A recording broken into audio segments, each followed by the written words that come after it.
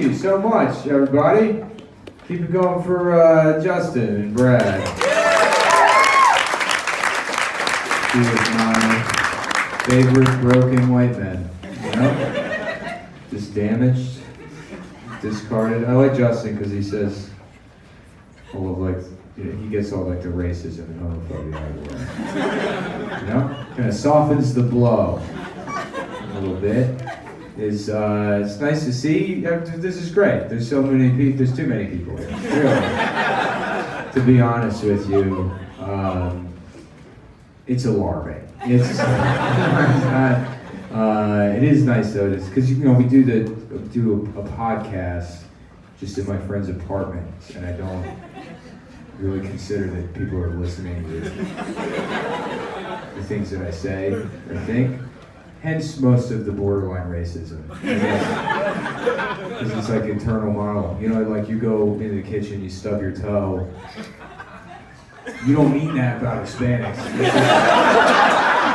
That's just what comes out. You know, you're trying to get to the blender. You don't mean that to happen.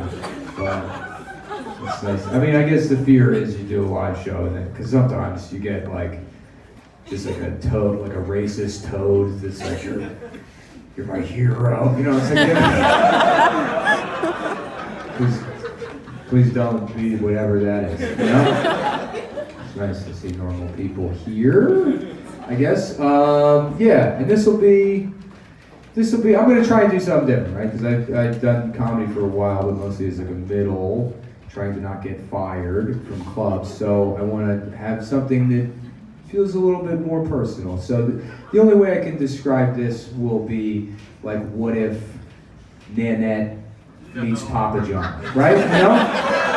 Like a synthesis of those two. If you can have, like, if Nanette got a little too live on a conference call and she got fired from Australia. Whatever she does. Those are my two, that's like my yin and yang, you know?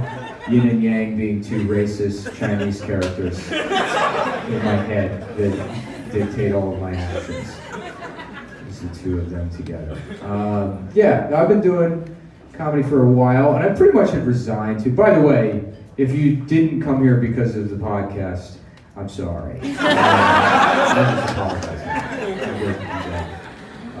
know what that is, but yeah, I had resigned to being mostly a failure. Most of the success that I could really extract from comedy was being able to witness two comedians start dating and then proceed to destroy their relationship with shitty jokes about one another. That's the thing I got to witness a couple times. It would happen a lot, right? They'd start dating, they'd hook up, and then they would have a conversation, presumably on the futon they were living on, somewhere way out in Bushwick. All the way at the end of the L train, they say to each other, okay, babe, I love you, but we're artists, so the art has to come first. You know, we may say things about each other that are hurtful, but it's only to pursue our art. And then they show up to the open mics and they're like, so my girlfriend's a dumb bitch. That's like the thing I've been thinking about. It's really fucking stupid, I guess. I don't really have a punchline for that. I'm kind of just working on that one still. Oh, this is fun. I love cheating. Have you ever cheated? God damn, cheating. Oh, I'm out of time? Okay, thanks. Love you, Lisa. It's like, man, we all know who you're talking about. You guys cheaters? You got cheaters out here? Who's cheating? Make some noise. It's a lot. It's a lot of them. Personally, I find it to be lecherous, and I think you should die. I think you should be killed. Cut your head off with a sword. No, I don't cheat. I don't cheat at all. Even on people I don't like, I just don't do it. But I do like hiding things. That's fun. I do. I love hiding things. I love having secrets. I ran into this guy I used to lift weights with. He was like, man, you're looking pretty small lately. I was like, I just haven't. But by the way, if you just came to the show to see how much taller than me you are, fine. That's okay. I'll accept that. That's fine, you know? I don't have a problem with that. But yeah, he was like, yeah, you're looking small or whatever. He's like, hey, you remember Enzo, that guy we used to work out with? Yeah, he's a doctor, and he's just been prescribing me steroids. And I was like, let me get your number, dude. Let's hang out sometime. You hang out with Enzo, I guess. And it's like, I don't even need or want steroids, but I would love to have a new thing to hide from my girlfriend. That would be great. That would be great. It's just like, don't go in the freezer. I'll bring you the ice cream. It'd be like a nice thing I could do for you, right? I already got shoulder acne. She won't know, right? I just think it's the regular acne. Everybody loves hiding things. Yes. I don't know if I should be, because I've been having like a mental problem, I guess. Maybe getting a little twisted right there. I can call it that. I have a little issue with my mind getting fucked up, and I had a couple of friends suggest to me that I try ketamine therapy, which seems like two different options, right? You either become a British DJ or you go to the doctor, combine the two. Either have nightclub fun or you go see a Jewish guy that can fix your noggin. Which I'm sorry that I pointed that out, but they're the better ones, I think, right? I'm not an anti-Semite. In fact, that's the one type of racism that I really just don't get at all. The other ones, I'll hear your argument, but I'll listen to you. But anti-Semitism doesn't make sense to me. It really doesn't. I really don't get it when people are like, well, the Jews control Hollywood. And it's like, and they're doing a great job. Yeah. Movies are fucking great. You love movies. You think you're Thor Ragnarok. Let the Jews make the movies. Do you have any idea how fucking bad a Muslim-run Hollywood would be? You want to live in that world? A 7.5-hour epic about a guy that has to hang out in the desert because his wife touched his sword? Boring as shit. Give me the Jew movies. Give it to me. I'll cut the tip of my dick off right now. That means I can see Dwayne "The Rock" Johnson fight a skyscraper. They're coming out with that. There'll probably be a sequel. Give me the Jew movies. I don't care. Or Shatter the Glass or whatever. I'll get married to a loud woman. I don't care. I want to see those movies. Don't understand that type of thing. I guess I just... Unless you're talking about like the ones in South Williamsburg. Those guys are... It's a different breed. Those folks. I was walking around, they have, in South Williamsburg, the Hasids, they have a Hasidic fire department. Which is just, like, I was just imagining them showing up to a fire, and then the fire chief is like, oh, shit. Well, not so much water, Jacob. Maybe a little bit less water. We don't have to use all the water. The fire will probably burn itself out. You don't have to use that much water. It's pretty expensive, that water.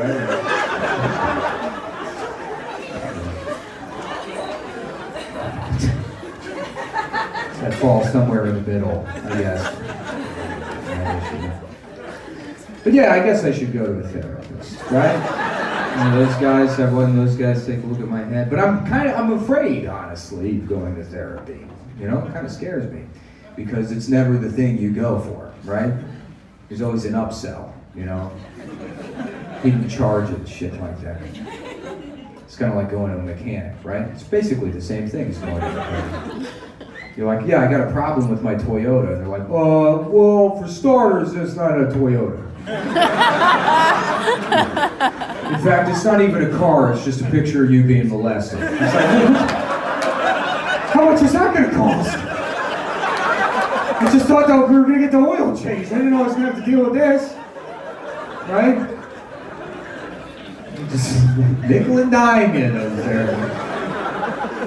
I guess the real fear is you find out you kind of enjoyed the molestation because it meant you weren't alone for a second, right? You had a friend. It's the real fear that your entire psyche is just like the last couple of moves of a Jenga game, It's barely being held up, and the bottom piece is an older neighborhood boy's cock, and everything's wild.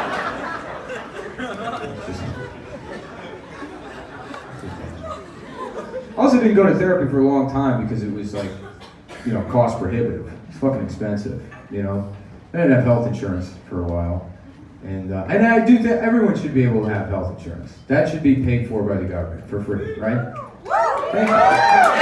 I'm right. If you want to just applaud me pandering for the next 40 minutes, that could be the whole show. That'd be good. You just do that. But it's like, no, you can get into Six Flags for free if you drink enough soda.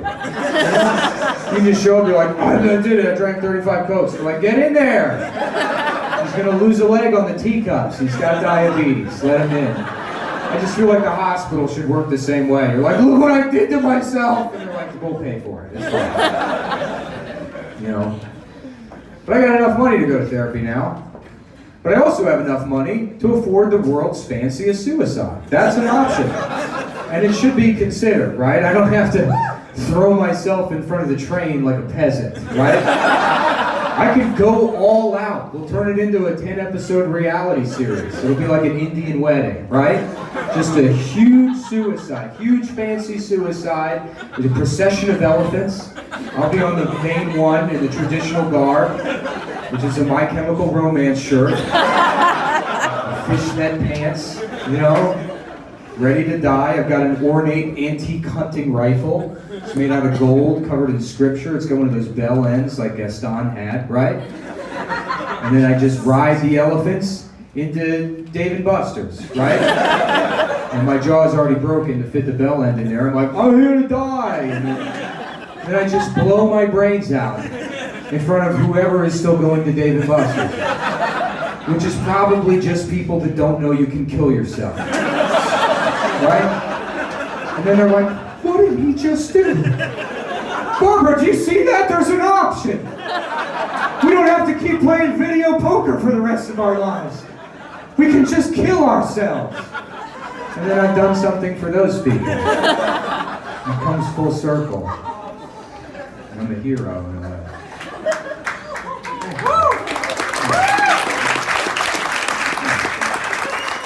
I want to tell you guys a story, and it might be a boring story, which is fine, you know, you gotta listen to me anyways. It's a story in which I'm a victim. And I tell you that because if I make fun of victims later, and you have a problem with it, it's still not really justified. But, rest assured, I've been hurt too. So, maybe just enjoy that, you know? Just remember back to when I was hurt. This is a story that takes place when I was 21. Years old. I moved to Los Angeles, California to burn bridges, mostly, to fuck up my career. And I went out there and I went to the Hollywood Improv, kind of like my second or third night out there. And that's kind of like a big deal, you know? It's a big deal like this is, you know? It's like, it's in a historic club and it's filled with like these famous comics that you admire and respect, and then their pictures are up on the walls, you know? It's like George Carlin and Bill Cosby, and I mean, before. We didn't know. People knew. Nobody cared. This is before we cared about what we did. And then, like, you know, Bobcat Goldthwait and Mitzi Shore's son. And then it, like, descended, but, you know, there was still this, like, feeling of, like, being somewhere important. And I couldn't handle that. I still can't handle things like that. So I immediately had to start just drinking as much as I could. And the last thing I remember was just shaking one of the managers, being like, I'm gonna die out here! And, you know, just embarrassing myself. And they kicked me out. And I came to in the alley behind the club, right? Which, I've gotten drunk enough to get kicked out of bars before. Never in a way where they're like, get this guy out of here. No, with the garbage. Put him back by, take him through the kitchen where he doesn't belong, and throw him out like trash. So I don't know what I did, but I ended up out there with the dumpster. And my plan at the time was to go find my car and drive 27 hours to Montana to attend a taxidermy school I had read about, to make bear pants. And what that is you get a bear pelt, you cut off the bottom, line it with a hula hoop, suspenders go over the shoulders, and then you just wear a bear's pants. That was going to be my Shark Tank idea. I don't think Mark Cuban, but definitely the Fubu guy. He would have be on board with that. I think there would have been room in the Fubu lineup for the bear pants. So, if you're wondering why we don't have bear pants, it's because I couldn't find my car that night. And then I couldn't find my car. I got lost even more, and I couldn't find the club, and then I was just wandering around Los Angeles in despair. And somebody pulled up. This guy in a Prius pulls up, and he rolls down his window, and he goes, hey buddy, are you okay? Because you're screaming at nothing. You're screaming at the top of your lungs at nothing. I was like, I had a moment of sincerity. I was like, no, I'm not. You know, I don't have a phone, I don't have any money, I'm like lost. Yeah, this is like a real low point for me. He was like, well, why don't you get in my car and I'll help you out? And I was like, of course. Why wouldn't I? Get in this guy's car. You can trust strangers to help you in times of need. That's the world we live in. It's filled with good people that never exploit anyone. So I get in this guy's car, and I'm really drunk, and he's like, where do you need to go? And he had a GPS, so I was like, to my car. I thought I could just do that. And then we start driving, and we're talking for a minute, I guess. And then I started to get weirded out, because I know I parked next to the club and walked to it. I certainly don't remember walking on the highway. So I was like, where are we going? You know, and he was like, we're just hanging out. Just a couple guys hanging out, being friends with each other at 3 o'clock in the morning on a Wednesday, right? And I was like, okay, I'm not comfortable with this. I want to get out of the car. And then he starts running his hand up my admittedly basketball shorts, which, not that anyone deserves anything for dressing a certain way, but I had no reason to be wearing basketball shorts. I'm not an athlete. You can't wear basketball shorts in a Kmart's graphics tee and not expect something to happen, right? It's a little bit on me, I'll admit it. And then two, I do think back to the club earlier, dressed like that. They're probably like, should we be serving this retarded guy? Has he had too much, or is this like a chromosome issue? I don't know why he's behaving this way. Putting out the trash. So, that guy's pulling my cock out of the bottom of my pants. And then it's succeeding, I guess, and you freeze up in those moments. And I don't mean you get hard, I mean you freeze. And because you don't know what to do, right? I mean, and then eventually, I summoned whatever to just bat his hand away, and I was like, man, let me out of your fucking car or else. And or else is he gets to have sex with me. That's it. That's pretty much the end of it. I have no way of defending myself. I don't know karate. I certainly don't know in the car karate. Or weird Jason Statham shit that he knows. Why aren't we teaching people that? That should be, you can defend yourself in those situations or get cast in the Rush Hour remake. They're probably gonna make it. But he pulled over. He let me out of the car. And then as he's driving away, I was like, sorry. I apologize. Because I probably ruined this night, right? You know, you have to be a little bit considerate. I did ruin his night in a way. But I kind of wish he hadn't let me out of the car, you know? Right. For the bit, for the joke. Because it would have been a good joke, you know? Because that's what it's all about, is you experience terrible things and you tell people about it, and it's funny. Right? No, I really wish he hadn't let me out, because I can't think of a better way to put a bow on it. I can't think of a better analogy for living in Los Angeles than being violently assaulted in a Prius. I think that sums it up. Is all of the pretenses of helping people while destroying them from the inside. And that's Los Angeles and show business in general. So, me too is my point, I guess. That's all I'm saying. It's me also. Are we far enough in to the Me Too movement that I can point out delicately, without sounding like an asshole, that Me Too is kind of a shitty name? That's it. That's all I want to say. Can we just admit that it's a shitty name? That they should have put more thought into it than Me Too? Because it sounds incredibly dismissive.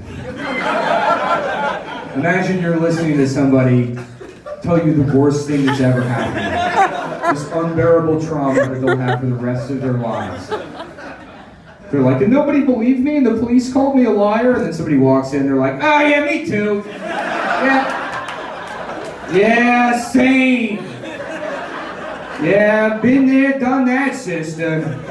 Got the t-shirt. It was at the Six Flags gift shop. That's where it happened. That's where the guy who paid to dress up like the Joker. That's who did it to me. Also, I can't hear Me Too without imagining like a sassy gay guy character that's like, me three, you know? Me three, me also. You know? Guy that keeps secrets, you know, you can trust him. There's no way that wasn't already a Will and Grace joke, right? They had to have done that on the new Will and Grace, which I refuse to watch. I won't watch it. It's unrealistic to me. I don't believe that Jack would still be alive. There's no way Jack would still be alive. Right? That's not an AIDS thing. That's not what I mean by that. He's a giant cunt. We're supposed to believe that Jack survived 1990s New York City, going up to strangers being like, I guess the devil wears garbage. It's like, what the fuck did you just say to me? I'm like 110 pounds. You've been stabbed to death on the 6 train immediately. Also the AIDS, also that. Oh, man. Shout out if you got AIDS, you know. Good luck to you. I'm actually starting a charity. Because with the new tax plan, that's the only way to hide money. You gotta start a charity.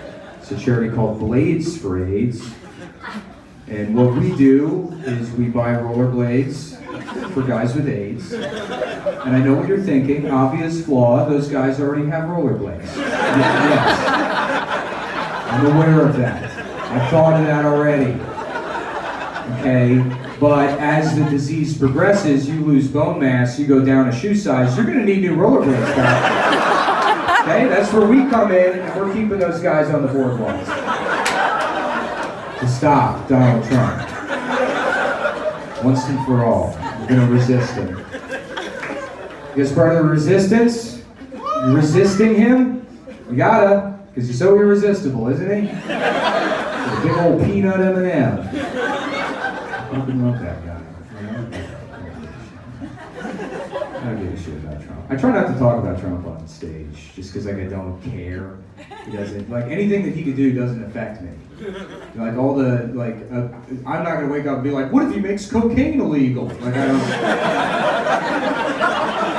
I kind of just do whatever the fuck I want. I'm worried about the law or consequences or anything. Like why I'm only talking about it is because he's not funny to me, you know? He's just not, all of these like shithead comedians I'm friends with after the election are like, this is gonna be great for comedy. It's like, no, you'll still be a dog walker without health insurance anymore. It's gonna be pretty fucking bad for comedy. He's not funny to me because he's not inherently funny because he's got too many things going on, you know? It's like why clowns aren't funny. They're like, I got big stupid hair, my clothes don't fit, my car's too small, and you're seltzer. It's like, chill the fuck out, pick one thing. The funny thing is something that's mostly normal with like an off-kit, like a British man with like a googly eye. That's classic. Go that way. Trump's the same thing. He's like, I get stupid hair and I'm fat and I'm also a rapist now. You know what I'm saying? Just do one. Pick one of them. To me, the funniest president would be like just a boring milquetoast white guy from like Connecticut or something, who is like just pretty progressive, whatever, normal, who for whatever reason just spoke with a very thick, inexplicable, traditional Chinese accent. There's no reason for it. He's like, I believe in America, well, partisanship does not stifle progress. You know, what the fuck? Why is he, I guess I'll vote for him, but I don't know what that is, or if he does that. That would be a funny president. Not Donald Trump. Not to me. Let me see if I can. I mentioned Six Flags earlier. I want to see if I can get back there. What is that for? In life, I just want to go back to Six Flags. Six Flags is funny because they have a guy they pay to dress up like the Joker at Six Flags, which is just bizarre. You know, that has to be one of the jobs Trump created. He's like, well, that's actually the entire plan is we're going Joker in every establishment. So Six Flags Joker, Best Buy Joker, there'll be a Joker at the bank, there'll be a Joker in every classroom. He creates a new job in every type of building. There's Jokers everywhere. Yeah, I forgot that Six Flags had a theme, and then I just saw a man dressed like the Joker. I mean, if you saw that in like Radio Shack, you'd be like, there's an active shooter situation. Somebody needs a SWAT team here immediately to kill this man. And that's not hyperbole either, that fucking happened. That literally happened. There was a guy that thought he was the Joker and killed a bunch of people. James Holmes. That fucking shooting blew my mind. It was insane. It was literally insane, you know? Because we have a lot of shootings, but, most of them are just political. And they happen, and people immediately blame mental illness, which is now my identity. So, if you do that, I'll get you fired. I'll figure out where you work and I'll have you fired if you say it's mental illness. And people do that because they don't want to accept that politics would drive somebody to kill a bunch of people, but unfortunately it does. It's like it happens all the fucking time, you know? Like ISIS has been relatively chill lately, but you know, they do it. You know, there was that MRA guy or this thing in like Charlottesville. It's just, you know, it's mostly political. But James Holmes was a guy that thought he was the Joker. And it's like, okay, that's mental illness. It's definitely mental illness that did that one. But what was so interesting about it is that he did it because he thought he was the Joker. And then they published his mugshot. And you looked at it and you knew immediately which Joker he thought he was. It's the Heath Ledger Joker, right? The best Joker, arguably, right? But he was mentally ill. So he could have very easily thought that he was a different Joker. We were this close to living in a world where somebody walked into a movie theater and went, "Bad news, folks, the movie's canceled. Tonight's entertainment is being put on hiatus. They got an AR-15 and smoke bombs for you." And then the police would have to explain to those families that their relatives were killed by a man who thought he was Jack Nicholson. And then guns would be illegal today. That would have done it. We would have won that battle. Mental illness almost saved us. I do think guns should be illegal. Mainly because I haven't heard an argument for guns that isn't just a lie. And I don't mean that it doesn't work, I mean it's just you're lying, you know? Like, I need this for protection. It's like, no, just say it's cool. Stop fucking lying, you just like it because it's cool. It's why fireworks should be legal, right? It'd be like if you had a monster truck, you're like, well, you know, it's practical, and giant tires are better for fuel economy, and God forbid anyone got in my way, I could fucking kill him. You know? And it's the same thing, right? Just like, and then the Constitution, I guess, but I don't really give a shit about the Constitution. Mainly because it's written in cursive. What the fuck is that? I have no respect for cursive. What is this, a love letter from a third grader? I don't want it. Get rid of it. It's also, too, it was like, you know, put together kind of quickly, because we had a government. It was Britain, was the government, and then we got rid of the government, and they're like, fuck, I guess we need a government, right? So they put the Constitution together, and in a lot of ways, it feels like the Constitution is kind of like a really shitty tattoo that America got on the day it turned 18, you know what I mean? They're like, fuck you, Mom and Dad, we're out of the house, what are the rules? We can say whatever we want, we can have parties all the time, holy shit, what if we got guns? And that's just the founding document, I guess. This outdated piece of shit, written by people covered in buckles that owned slaves.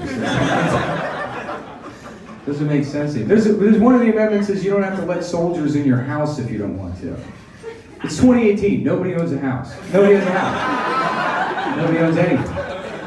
It's just two rich people that own everything. I don't get that too. People that just love the founding fathers. You know? Just like, I used to go do this Fox News show, and it's just always people like, if I could just suck Thomas Jefferson's dick, if I could just put the tip of his dick in my mouth, I would die free. Just the way they adore the founding fathers. And it's, you know, I think it's because we don't have heroes anymore. There's no modern heroes. Nobody you can really look up to. If you have them for a second, they get taken away from us, you know? Like Harvey Weinstein. Everybody adored that guy. Everybody wanted to be him, and he let us down. I don't know. I read a story about a hero pretty recently. There's a story out of Allentown, Pennsylvania. You from there? It's a shithole, huh? Real fucked up place. Real bad place. Which I only know of because of Billy Joel. Billy Joel told me that. Billy Joel wrote a song about Allentown that's mostly about how it's a fucked up place. Which is, I don't get Billy Joel. I don't understand why he's embraced Like, he's just this beloved icon. Because all of his songs is just, he's like, I'm a poor piece of shit and I'm an idiot. And poor people are like, oh, he's right, I am an idiot. This is great, right? We're supposed to pretend like he's not like a Long Island motorcycle millionaire, right? He's just appropriating class, which you can do, but you can't do that with race, right? Billy Joel couldn't do a song where he's like, I'm the Chinese guy that built the railroad. You'd be like, this is not acceptable. But he's like, I'm a carpenter and I beat my daughter. And the carpenter's like, listen to this. And his daughter's like wiping the tears out of her eyes. They're like, let's go get tickets to see him at the Garden. You know? People love him. Yeah. But Billy Joel wrote a song about Allentown, Pennsylvania. And I read a story out of Allentown, Pennsylvania. And those are my only 2 points of reference for Allentown, Pennsylvania. The story about a man in Allentown, Pennsylvania who was caught with 58 terabytes, and I don't need to finish that sentence, right? You all know exactly where that's going. Nobody's like, what was it, Wikipedia pages? Did he learn too much? Was it the world's smartest man? And they had to arrest him for thinking too much? 58 terabytes. That is so much child pornography. It's so much. And I know you hear 58 terabytes of child pornography and you focus on the child pornography part, but really consider the 58 terabytes. That's such a huge number. That's like, if you have a kid, he's in there. He's gotta be in there. You think you're the family. You're the family that escaped the wrath of Allentown. But he's not in that treasure trove. Don't be so sure. That's insane. First of all, I'm still learning terabyte. I'm still on gigabyte. I guess terabyte means scary gigabyte because it's filled with child porn. But 58, that's an astronomical number, right? That's the kind of number you would need Neil deGrasse Tyson to explain to you. By being like, this golf ball is the sun, and this beach ball is 58 terabytes of child pornography. Don't you love science? Isn't science great? What it can teach us? The only time you should ever hear 58 terabytes of child pornography is if you opened a Snapple and under the cap it said, did you know there's 58 terabytes of child pornography in the world? And then you say to yourself, there's no way that's true. I'm gonna find out and be the hero of Allentown. And that's what that man did. Because he's a hero, a kind of hero, you know? Because you can't deny your essential truth, right? If you're gonna be a pedophile, yeah, that's pretty fucked up. But if you wake up in the morning and you say, I'm gonna be the best goddamn pedophile this world has ever seen, then you're a hero, because you took a weakness and you turned it into a strength. Right? And they had the audacity to say they caught that man. No, you went to his house. You didn't have to catch anything. He's proud of who he is. We're all on the same page, let him go. Let that guy go. You know, it's like, you go to a burger restaurant, you order the novelty 15-pound hamburger, you're like, sir, that's just gonna kill you. If you eat it, they don't charge you. They name it after you and put your picture on the wall. And that's how it should work. With downloading all of the child pornography. They put his picture on the wall and then they name a sandwich after on the subway, I guess is probably what it is. Turning his weakness into a strength. I'd like to imagine him at like a job interview at like Trader Joe's. And they're like, okay, what's your greatest weakness? And he pulls out a thumb drive and he's like, you got a laptop? And you check this shit out? So horrifying. What the fuck is Subway doing? How are they still in business? Why are they trying to continue having a bid? Because they have ads again now, and the ads are all just like, so how you guys doing? You know? What's new with you? You want a sandwich? Like, we remember! Everyone remembers. What happened? Get the fuck out of the strip mall. Making the Radio Shack uncomfortable. Subway Jared was an interesting story. It was, right? Because that happened and we all had the same reaction, you know? No! Not Jared! Not beloved Subway Jared, right? And then they publish this picture, and you're like, oh, of course. Of course he's a child molester, right? He's right there the whole time, under our noses. Like the Kaiser Soze of molestation. You know? Which is now also Kaiser Soze. They got him in. I don't want to defend what Kevin Spacey did. I think that would be the wrong move.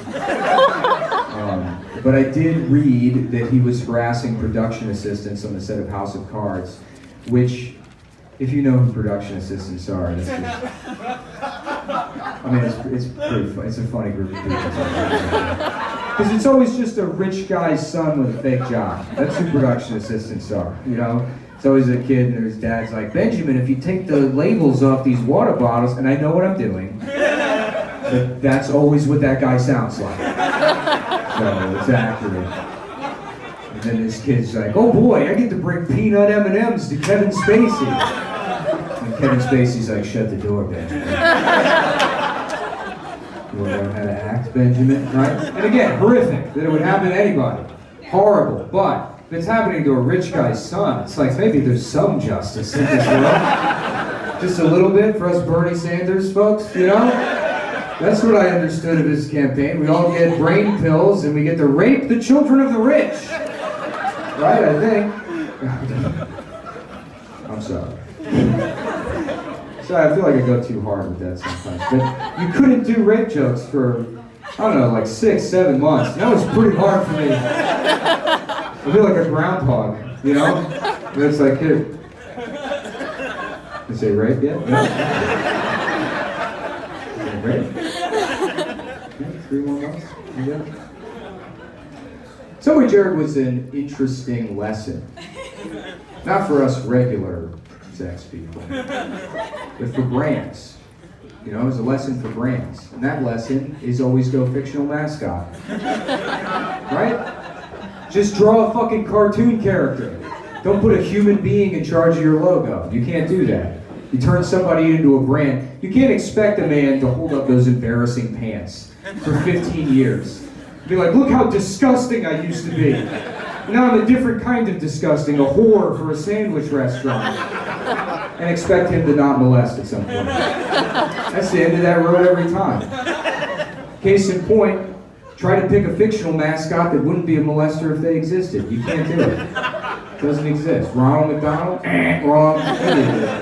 You would be in jail. Even ones you don't think about, like the Pep Boys. Pull them into your mind for a second. Think about the Pep Boys. Visualize them.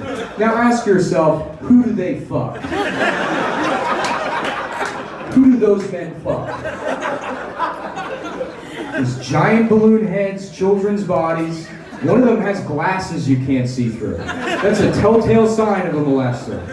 Fogged up glasses, like he just walked out of a daycare center in the middle of winter. I think that one's name is Zippy. He's the ringleader.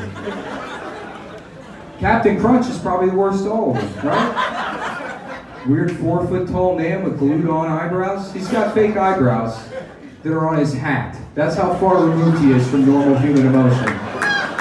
He's like, I gotta get some eyebrows so I stop scaring these kids. Where do they go? I think all the way up here. That's what, you think he's what, a proud naval veteran? No, that's a Scientology out there. Yeah, he only has the boat so he can go out of international waters and do whatever he wants. Only reason. You wanna know why kids won't tell their parents why they eat Apple Jacks even though they don't taste like apples? It's because Tony the Tiger threatened to murder them. And you gotta listen to him.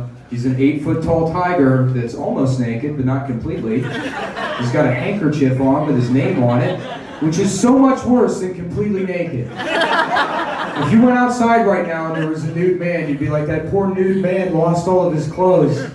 Probably to a gust of wind. Can we help him? But if you had a handkerchief on with his name on it, you'd be like, we gotta get the fuck away from this guy. Before he tries to put frosted flakes in my ass. Falling down before. I love all those cereals, you know? They're great. I love children's food in general. Mostly because of the commercials. So I love the commercials because they always have to introduce new flavors with some sort of horrific workplace accident. It's the go-to ad. I don't understand why. Why every ad for those companies, it's like, there was an explosion at the Fruit Roll-Ups factory. It's like, holy shit, is everyone okay? They're like, no, 4 men are dead, and chocolate and strawberry are finally together. And you're like, what the fuck? These were union men with families. Like, that's nothing. Last week, the green M&M was raped by a pretzel. You did it. What happened at work? It was the 9/11 of sprinkles.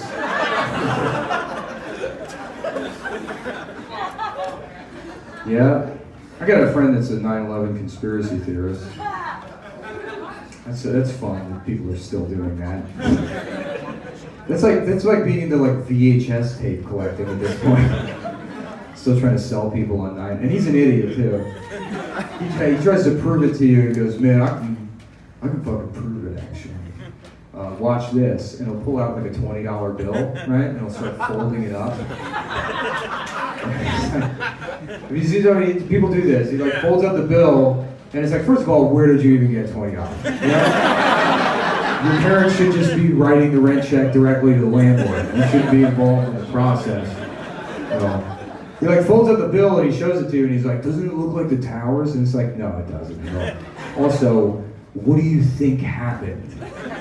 That the government was like, okay, the whole plan's ready to go. Everybody's on board. There's only one step left. The clues! Yep, we gotta get clues out there. So we're gonna have the Treasury team up with Mad Magazine to create a folder to tip off idiots. That's the plan. And so guys like you are like, look man, it's the Illuminati. And you're like, actually it's origami. It's some paper folding art. I like fucked with him too. I took the bill away from him, unfolded it, folded it back into a paper airplane, and just blew his mind forever, right? Like, looked familiar, he's like, what the fuck, how did you do that? How'd you come up with that? Yes. I met a Holocaust denier recently. Yeah, that's a weird one. I don't know if met's the right word. I know a Holocaust, it's my mom. So, I don't know how to explain our relationship, but it sums it up.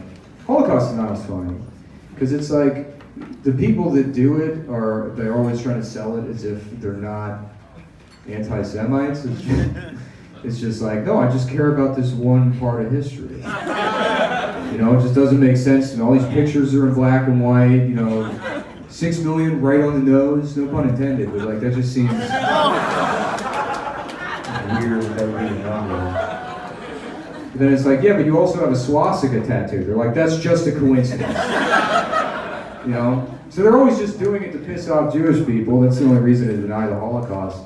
But it's like, you could piss them off so much more if you just pretended like you've never heard of the Holocaust. That's a lot worse. That means like the world is fucking up, not you, right? Just whenever they bring it up, just be like, whoa. The Holo what? That fantasy room from Star Trek? No, what are you talking about? That's crazy. No, I've never heard of this. Hold on.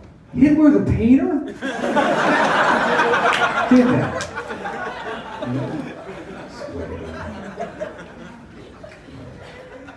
I'm trying to be a better guy.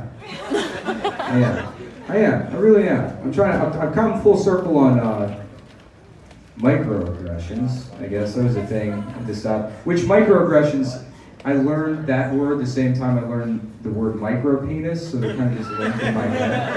And micropenis, interestingly enough, I learned about through an article about Hitler that was like came out like 2 years ago. It was like Hitler had a micropenis, which I read initially as micropenis. I thought it was like an island in Greece.